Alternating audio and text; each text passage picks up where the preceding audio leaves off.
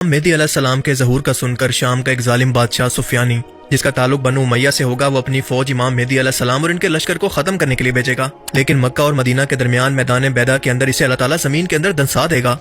कुर्बे क़यामत के सबसे बड़े फितने दज्जाल और इसकी फौज का इमाम मेहदी की फौज से फैसला कुन जंग मुल्क के शाम के अंदर करना। हदीस मुबारक के अंदर शाम को मुसलमानों के इकट्ठा होने और एक ताकत होने के लिए अमन की जगह करार देना। हजरत ईसा अलैहिस्सलाम की शाम के मौजूदा दारुल हुकूमत दमिश्क की एक जामिया मस्जिद के सफेद मीनार पर वापसी और खास तौर पर याजूज मजूज के फितने का शाम के अंदर इसी जगह पर शदीद होना कि हजरत ईसा अलैहिस्सलाम अपने मानने वालों को लेकर दमिश्क के पहाड़ों में पनाह लेने पर मजबूर हो जाएं। मुल्क के शाम की सरजमीन का कुर्बे क़यामत के हालात के अंदर किरदार इंतहाई अहम है और इसलिए आज इस मुल्क के मौजूदा हालात को सिर्फ पॉलिटिकल इख्तलाफात और खाना जंगी से हटकर इस्लामी नुक्ता नजर से देखना इंतहाई जरूरी है, ताकि हम ये जान सकें कि ये तमाम हालात बिला वजह नहीं बन रहे, बल्कि ये दुनिया अपने खात्मे की तरफ बढ़ रही है और इमाम मेहदी अलैहिस्सलाम का ज़हूर अब बहुत जल्द बस होने ही वाला है। आइए जानते हैं कि कैसे।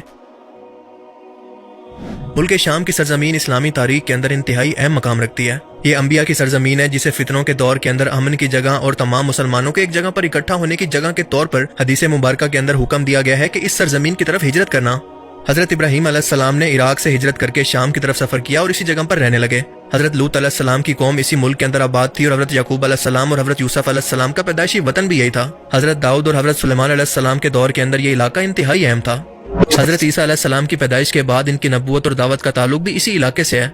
इस्लामी तारीख में बनु उमैया की बादशाहत का मरकज मुल्क शाम की सरजमीन थी और कुरान और हदीस के अंदर शाम की सरजमीन को बरकत वाली और मुबारक सरजमीन के तौर पर बयान किया गया है, क्योंकि कुरान करीम में इरशाद होता है कि हमने इब्राहीम और लूत को इस सरजमीन की तरफ बचा लिया जिसे हमने तमाम जहानों के लिए बाबरकत बनाया था। और इसके बाद फरमाया कि पाक है वो जात जो कि अपने बंदे को रातों रात मस्जिदुल हराम से मस्जिदुल अक्सा तक लेकर गया, जिसके इर्द गिर्द हमने बरकत दी है। और इस कुरानी आयत के अंदर इर्द गिर्द के इलाके से मुराद मुल्क शाम की सरजमीन है।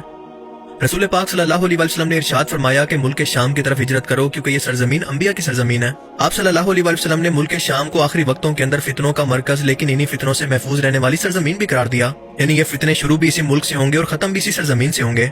आप सल्लल्लाहु अलैहि वसल्लम ने फरमाया कि मेरी उम्मत का एक गिरोह हमेशा हक पर कायम रहेगा और वो मुल्क शाम के अंदर होंगे। इमाम मेहदी के ज़हूर की दो अहम तरीन निशानियां ऐसी हैं जो कि डायरेक्ट मुल्क शाम के मौजूदा हालात से जुड़ी हुई हैं।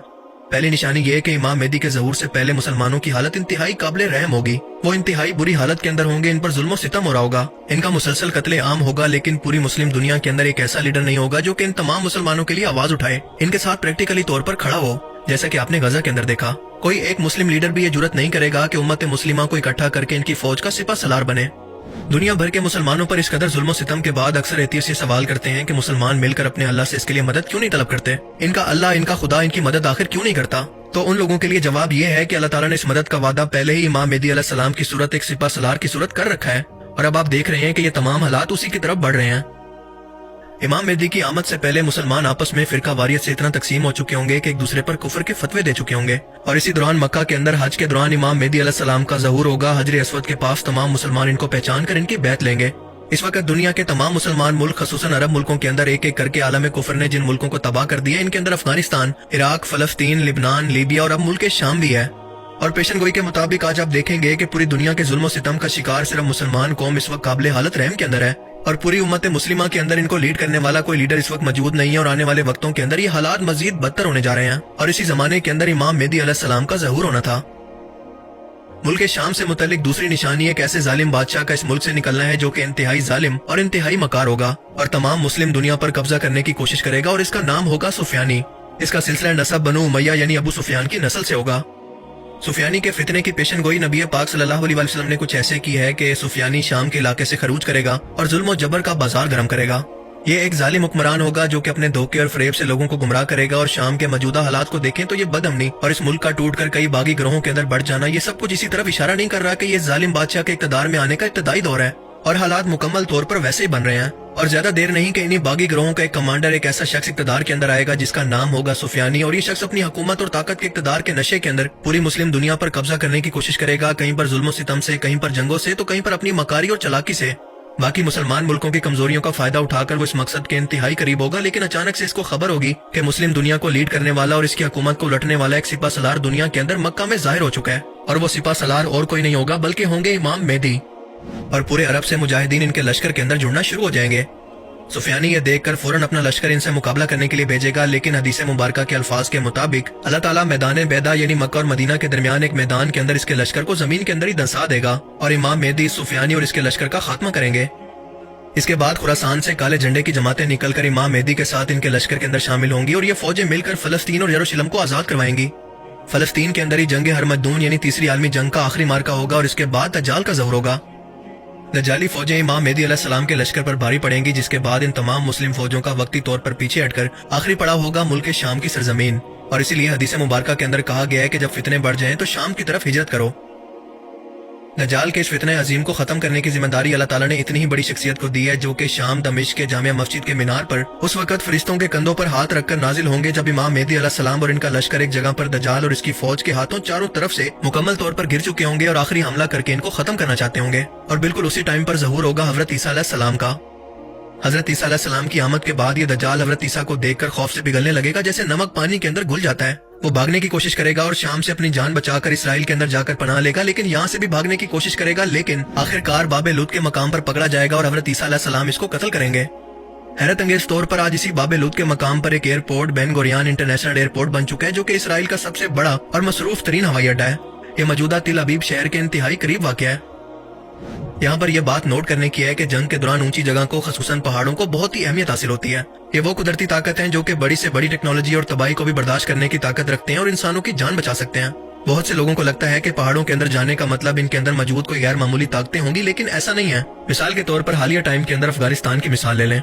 یو ایس افغان جنگ کے دوران 20 سال تک امریکن آرمی افغانستان جنگجوؤں پر اپنی ہر جدید ٹیکنالوجی، ڈرونز اور انٹیلیجنس سے حملہ کرتی رہی، لیکن جب بھی یہ حملہ کرتی تو یہاں پر افغان سپاہی پہاڑوں کی سرنگوں کے اندر چھپ جاتے۔ اپنی ہر کارروائی کے بعد وہ ایسا ہی کرتے کیونکہ وہ جانتے ہیں کہ دنیا کا کوئی بھی بم جتنا بھی اسٹرانگ ہو پہاڑوں کا کچھ نہیں بگاڑ سکتا، اور بالکل یہی کام یعنی انسانوں کی پروٹیکشن یہ پہاڑ اس وقت بھی کریں گے۔ اور اسی لیے حدیث شریف کے اندر یہ بھی آتا ہے کہ جب فتنہ دجال اپنے عروج پر ہوگا تو اپنی جان بچانے کے لیے پہاڑوں کا رخ کرو، جہاں پر اس کی کوئی بھی ٹیکنالوجی کام نہیں کرے گی، ایون کہ سیٹلائٹ کے ذریعے بھی یہاں پر چھپے لوگوں کو دیکھنا ممکن نہیں۔ حضرت عیسیٰ علیہ السلام کے ماننے والے لوگوں کے لیے بھی یاجوج ماجوج سے پناہ کے لیے یہ پہاڑ سب سے بڑی پروٹیکشن ہوں گے، یعنی یہ پہاڑ ان کو دجالی ٹیکنالوجی کے خلاف لڑنے میں مدد کریں گے۔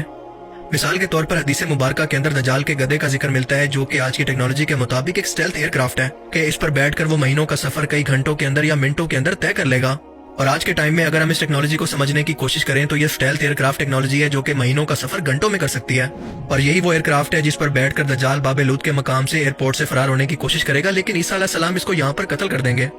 بالکل اسی طرح سے یاجوج ماجوج کی تمام ٹیکنالوجی ان پہاڑوں کے آگے فیل ہو جائے گی۔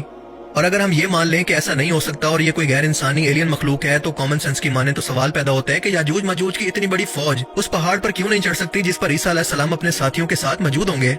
ہم ایک ایسی مخلوق کی بات کر رہے ہیں جو کہ سمندروں کا پانی پی کر ختم کر سکتی ہے، قتل و غارت کے بعد سب کچھ تباہ کر سکتی ہے، زمین پر جنگ کرنے کے بعد یہ کہہ سکتی ہے کہ اب آسمان والے کی باری ہے، تو سوچ کر دیکھیں کہ کیا اس کے لیے یہ مشکل کام ہے؟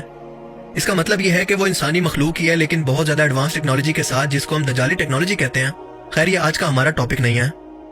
شام کے موجودہ حالات قرب قیامت کے اس وقت کے مزید قریب ہونے کی طرف اشارہ کر رہے ہیں، اور بہت سارے لوگوں کو لگتا ہے کہ بشار الاسد جیسے ظالم کی حکومت کا خاتمہ ہونے کے بعد شام اب مکمل طور پر آزاد ہو چکا ہے، اور کچھ لوگوں کو تو میری لاسٹ ویڈیو کے اندر یہ سمجھ ہی نہیں آ رہا تھا کہ حق پر کون ہے اور میں باغیوں کو مجاہدین کیوں نہیں کہہ رہا۔ مختصر بات یہ ہے کہ اس تمام خانہ جنگی سے فائدہ صرف اور صرف اسرائیل کو ہوا ہے، کیونکہ فلسطین کے بعد عراق، پھر لبنان اور اب شام کی تباہی سے اس کے لیے گریٹر اسرائیل کا راستہ بالکل صاف ہو گیا ہے۔ امریکہ اور اسرائیل نے مسلک کارڈ کا استعمال کر کے ایک سنی گروپ کو سپورٹ کیا اور دوسرے کو اس کے آگے کر دیا، جس سے مسلمان اکٹھے ہونے کی بجائے ایک بار پھر سے تقسیم ہو کر آپس میں مسلک یعنی شیعہ سنی کی بحث میں پڑ گئے ہیں۔ ایک بات آپ یاد رکھیں کہ یہ تمام ملیٹنٹ گروپ بغیر پیسے اور سپورٹ کے نہیں چل سکتے۔ میں یہ نہیں کہتا کہ یہ لوگ بدنیت ہوں گے، بلکہ انجانے کے اندر ان کو استعمال کیا گیا ہے۔ میرا ماننا ہے کہ ایران نے جو بشار الاسد کی ناجائز حکومت کو سپورٹ کیا وہ بھی غلط تھا، اور ان مجاہدین کا دشمن کے ہاتھوں چاہے انجانے کے اندر استعمال ہو جانا بھی غلط ہے، کیونکہ اس کا کوئی رزلٹ نہیں نکلے گا۔ یہ کوئی ایک گروپ نہیں ہے بلکہ بہت سارے گروپ سے مل کر بنی ایک جماعت ہے جو کہ بہت جلد آپ دیکھیں گے کہ اپنے مفادات کی خاطر تقسیم بھی ہو جائے گی۔ لہٰذا آپ یہ جان لیں کہ بشار الاسد جیسے ظالم ڈکٹیٹر کی حکومت ختم ہونے کے بعد اب شام کے حالات بہتر نہیں ہوں گے، بلکہ آنے والے ٹائم کے اندر مزید بدتر ہونے والے ہیں۔ اگر ہم ان تمام حالات کو غور سے دیکھیں تو ہم واضح طور پر یہ سمجھ سکتے ہیں کہ ان تمام حالات سے سب سے زیادہ فائدہ اٹھانے والا کون ہے، اور اس کے بعد پوری کہانی خود بخود سمجھ میں آ جاتی ہے۔ آپ نیوز میں خود سن چکے ہیں کہ اسرائیل نے بہانے سے شام کے گولان ہائٹس کے علاوہ باقی علاقے کو بھی قبضانا شروع کر دیا ہے۔ گولان ہائٹس ایک ٹائم کے اندر شام کا حصہ تھا، لیکن 1966 کی عرب اسرائیل جنگ کے بعد یونائٹڈ نیشن نے اس کو بفر زون بنا دیا، یعنی نہ یہ علاقہ شام کے کنٹرول میں ہوگا اور نہ اسرائیل کے۔ لیکن ابھی خبروں کے مطابق اسرائیل نے غیر قانونی طور پر اپنے ٹینکس اور ایئر کرافٹ سے اس علاقے پر قبضہ کر لیا ہے اور شام پر مسلسل 500 کے قریب حملے کیے ہیں۔ शाम का दारुल हुकूमत दमिश्क जो कि यहाँ से कुछ घंटे दूर है, वहाँ के अहम तरीन मिलिट्री और सरकारी ठिकानों पर भी इसने हमला किया है और सबसे बढ़कर जानबूझकर शामी आर्मी के टैंक्स और हेलीकॉप्टर्स को भी तबाह कर दिया है ताकि जो भी हुकूमत यहाँ पर मुस्तकबिल में बने वो इतनी लंगड़ी और कमजोर हो कि अगले 10-20 साल तक चाहकर भी इसराइल का कुछ ना बिगाड़ सके। अब इस तमाम सूरत हाल के अंदर हमने घबराना नहीं है, बल्कि ये तो हमारे लिए खुशी की बात है कि इमाम मेहदी अलैहिस्सलाम का बहुत जल्द ज़हूर होने वाला है, जो कि एक बार फिर से ईसा अलैहिस्सलाम की आमद के बाद इस पूरी दुनिया को अमन से भरने वाले हैं। बस हमें अपने आसपास हालात पर कड़ी नजर रखनी है और इमाम मेहदी अलैहिस्सलाम के ज़हूर के बाद इनकी आर्मी में शामिल होना है। और अब ये तमाम हालात बस उसी तरफ इशारा कर रहे हैं कि उनके आने के अंदर अब ज्यादा देर नहीं। अल्लाह ताला से दुआ है कि वो हमें भी इन खुश नसीबों के अंदर शामिल फरमाए जो कि इमाम मेहदी अलैहिस्सलाम की फौज का हिस्सा होंगे और रसूलुल्लाह सल्लल्लाहु अलैहि वसल्लम की पेशनगोई के मुताबिक वो उस वक्त उम्मत के सबसे बेहतरीन लोग होंगे। बाकी आप इस बारे में क्या सोचते हैं, अपनी कीमती राय का इजहार कमेंट सेक्शन में जरूर करें। Thanks for watching this video.